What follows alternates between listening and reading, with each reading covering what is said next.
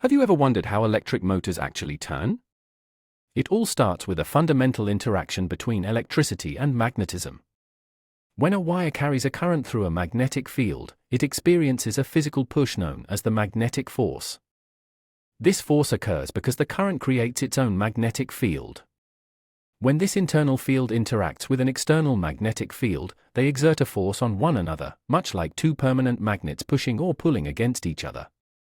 We quantify this interaction using the Lorentz force law for conductors.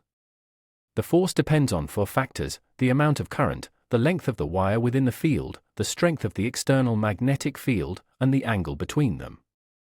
Direction is critical. The force is always perpendicular to both the direction of the current and the direction of the magnetic field. This three-dimensional relationship is what makes electromagnetic devices so unique in their design. To easily predict the direction of motion, we use the right-hand rule. Point your thumb in the direction of the current and your fingers toward the magnetic field. Your palm now faces the direction of the resulting magnetic force. The force is strongest when the wire is positioned at a right angle to the magnetic field lines. In this orientation, every bit of the magnetic interaction contributes to the push, resulting in maximum mechanical efficiency. Conversely, if the wire is parallel to the magnetic field lines, no force is generated at all.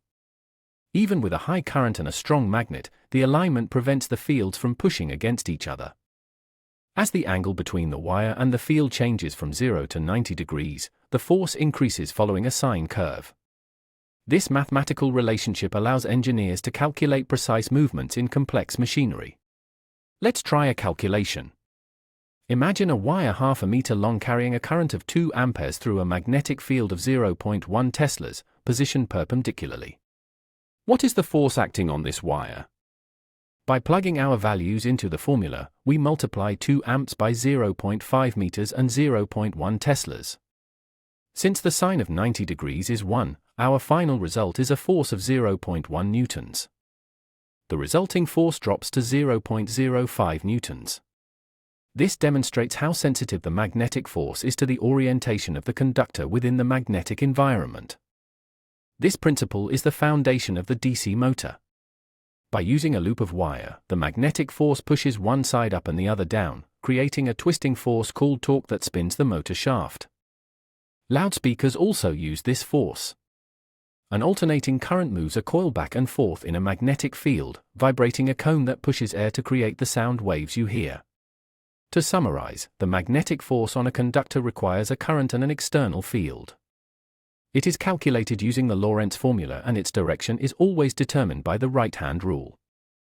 Quick quiz: based on the formula F equals ILB sine theta, if you double the current flowing through the wire while keeping the field and length constant, what happens to the total force? Because force is directly proportional to current, doubling the current will double the force.